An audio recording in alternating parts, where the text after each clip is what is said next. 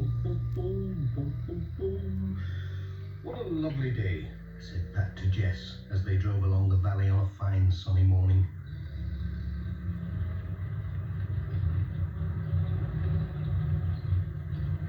They came into the village and stopped at the post office as they did every day to collect the letters.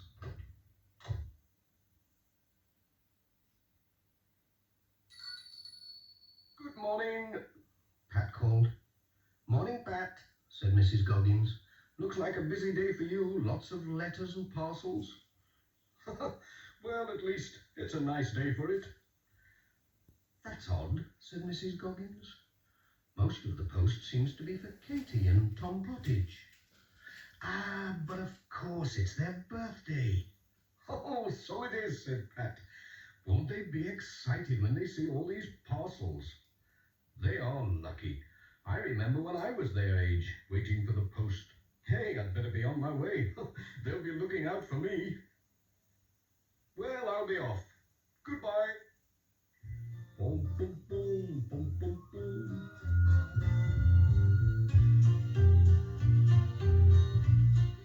Pat was on his way.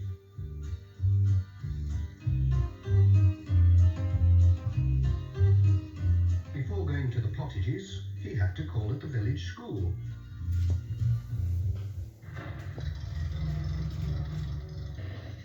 Some of the children had arrived early and were playing in the schoolyard. Bill Thompson came running up to take care of the letters till the headmaster came. He always did that because he was the oldest. Sarah and Lucy Selby asked Pat if he was good at hopscotch because they'd just had new lines painted in the yard. Well, it's a long time since I played, said Pat, but I'll have a go.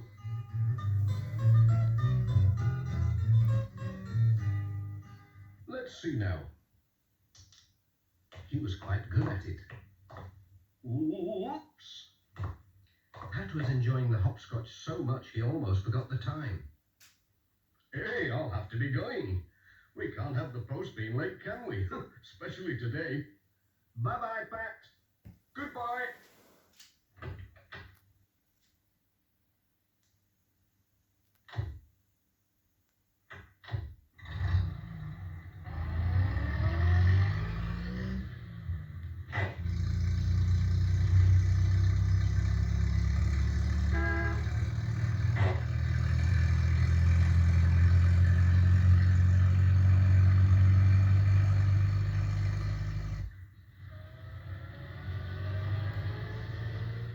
Turned in at Greendale Farm.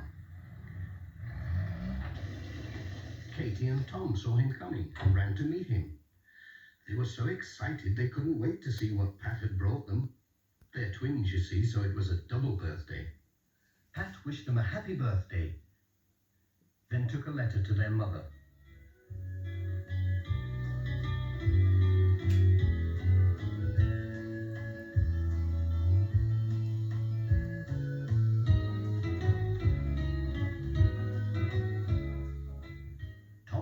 Was just what he wanted.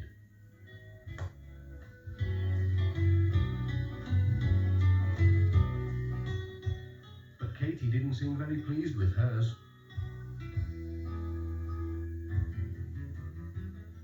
What's up with Katy? Asked Pat. She's wrong side out today, said Mrs. Pottage. She's lost Sarah Ann. Sarah Ann? Is that the little doll she takes to school? She takes it everywhere. She's lost without it. I don't know what we'll do if it doesn't turn up. Oh, it's sure to turn up somewhere. Trouble is, it could be anywhere.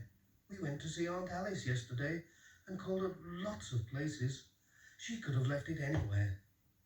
Don't worry, I'll look for Sarah Ann, said Pat. I might come across her. I'm good at finding things, you know. We'll get her smiling again, you'll see. Cheerio. Come on, Jess. We've work to do.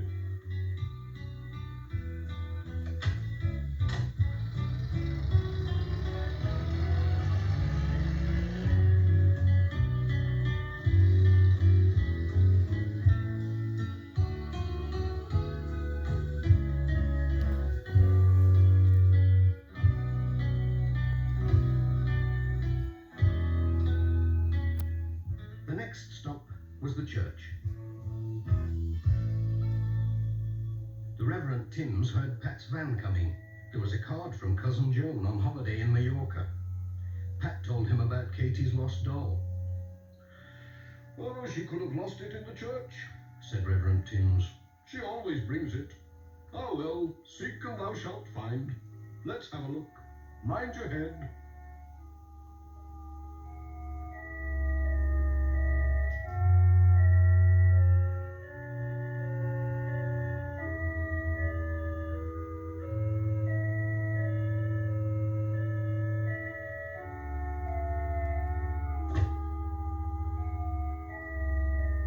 "Found anything?" called Pat. "Oh, yes, a bump on the head."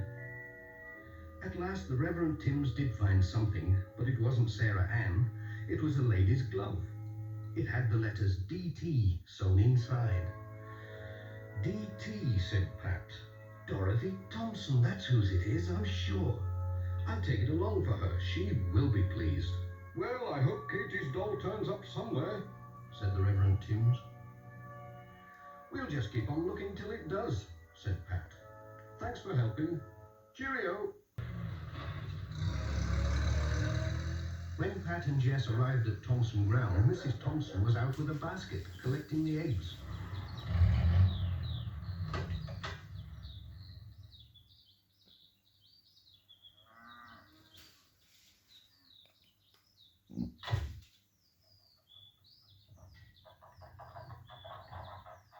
She was surprised when Pat gave her a glove with her letters. "Well, I never," she said. "Where did you find this? I've been looking everywhere for it." Then Pat told her about Katy's doll. "I was looking in the church for it. The Reverend Timms found your glove instead." "Now let me see. Katy and her mother came to tea yesterday. She could have left her doll under a cushion. We'd better have a look."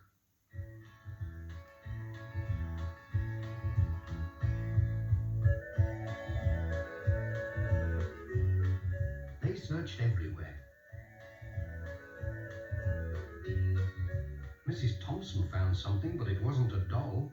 It was a penknife. "Hey, that looks like Ted Glen's knife." "Goodness knows when he left it here," said Mrs. Thompson. "Would you take it along for him? He will be pleased to have it back." "Yes, I'll take it."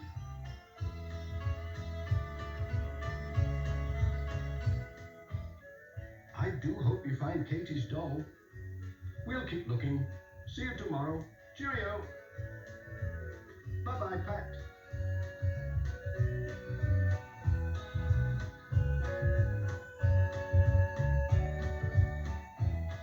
"What a day," said Pat to Jess. "We found a glove and a penknife, but no Sarah Ann. I wonder if there's any chance of finding her at Ted Glen's."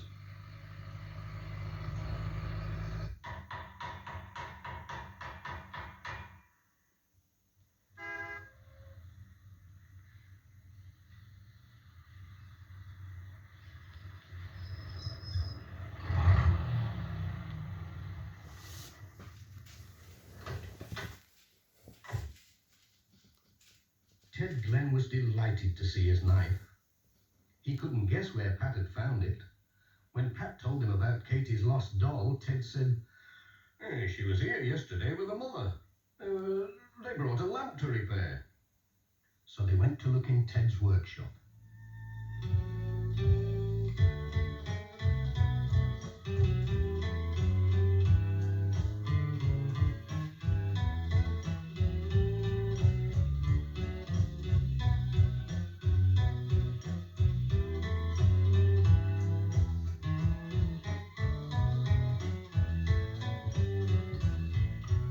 They didn't find the doll, but Ted found a watch that he'd forgotten he had. "Enjoying yourself, Pat?" "That's Miss Hubbard's," he said. "She brought it to be mended ages ago. She must have forgotten all about it. Would you take it for a Pat?" "Certainly. I'm going that way."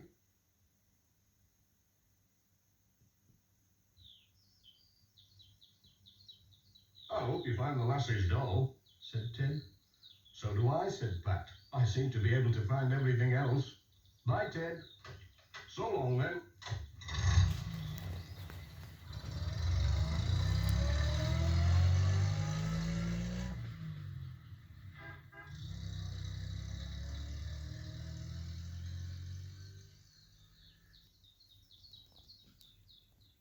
Miss Hubbard was surprised to see Pat, and even more surprised to see her watch. Pat told them all about Katy's lost doll, but they hadn't seen it. Poor Katy, said Pat, and on her birthday too. I know, I'll take her a box of chocolates. That'll cheer her up. Aha, Sarah Ann. So that's where you've been hiding all this time. It's Katy's doll, said Pat.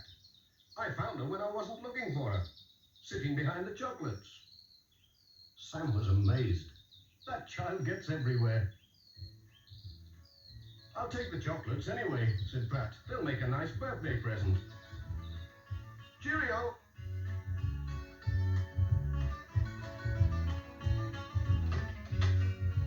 Here she is, Jess. Keep an eye on her.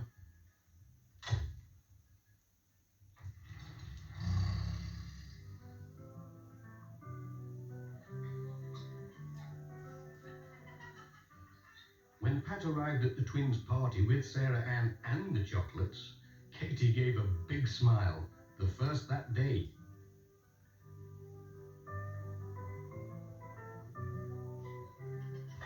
Jess joined in the party, and Pat had a piece of cake.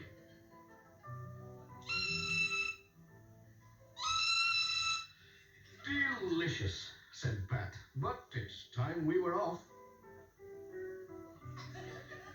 Bye-bye, Pat. Bye. Goodbye, everyone. Have a good time.